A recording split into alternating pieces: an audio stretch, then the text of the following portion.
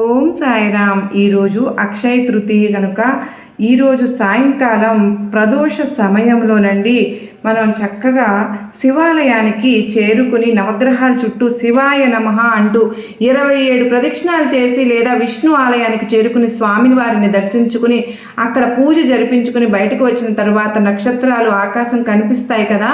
ఈ రోజున ఈ సమయంలో సాయంకాలం ప్రదోషకాల సమయంలో చంద్రుని గనక చూస్తే ఒక ఆ నలవంక కనపడుతుంది కదండి. అంటే ఈశ్వరుని సెగలో అమ్మవారి సెగలో ఏ విధంగానైతే చంద్రుడు అలంకరించి ఉంటారో ఆ విధంగా చంద్రుని యొక్క రూపు ఆ విధంగా కనపడుతుంది. ఒక్కసారి నమస్కారం చేసుకుని ఆ యొక్క స్వామిని గనక సంబంధించినటువంటి ఈశ్వరుని కానీ అమ్మవారిని కానీ విష్ణువుని కానీ స్మరించుకుంటే చాలండి. నామాన్ని మాత్రం 11 సార్లు చంద్రుని చూస్తూ 11 సార్లు స్మరించుకుంటే చాలు. ఎంతటి పుణ్యం కలుగుతుందంటే ఆ చంద్ర దర్శన ప్రభావం వల్ల మనకు మన మనసు మన శరీరం ఎక్కడో హైదరాబాదో విజయవాడో వైజాగో కరీంనగరో రాజమండ్రిలో ఉంటుంది, కర్నూలులో ఉంటుంది, లేదా భూమిలో ఎక్కడ మనం ఉన్న ఆ దర్శనం చేసుకుంటే కనుక అరుణాచల క్షేత్రంలో అపిత కుచాంబ సమేత అరుణాచలేశ్వరుని యొక్క దివ్య కళ్యాణ మహోత్సవాన్ని దర్శించుకున్నటువంటి పుణ్య ఫలితం మన ఆత్మ వెళ్ళి అక్కడ దర్శించుకుంటుంది.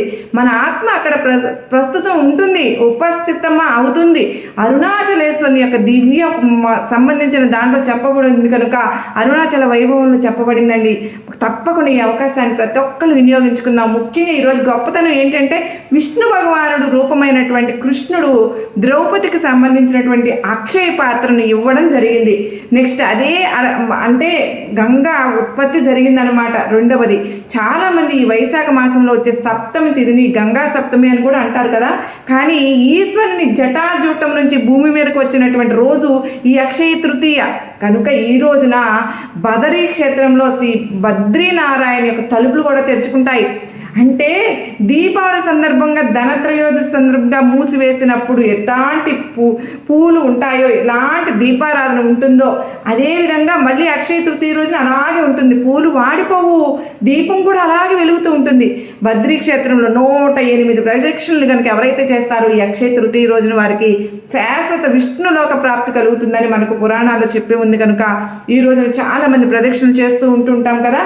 కనుక ఈ రోజున ప్రధానంగా మనం ఎవరికైనా కానీ వస్త్రదానం చేస్తే చాలా మంచిది కదా. మరి అక్కడ గుడి దగ్గర ఎవరైనా కనపడితే ఆహార దానమైనా సరే ఏదైనా సరే గొప్ప విశేషం కలిగిస్తుంది. మనం ఈ రోజున చేసుకున్నట్టయితే ఈ అక్షయ తృతీయ రోజున గంగ భూమి మీదకి అవతరించింది కనుక నదీ స్నానం చేశాము, చక్కగా అత్యంత పుణ్యప్రదంగా ఉంటుంది. మర్చిపోకుండా ఈ సంబంధించినటువంటి ప్రదక్షిణలు చేసి ఆశీస్సులు పొందుదాం.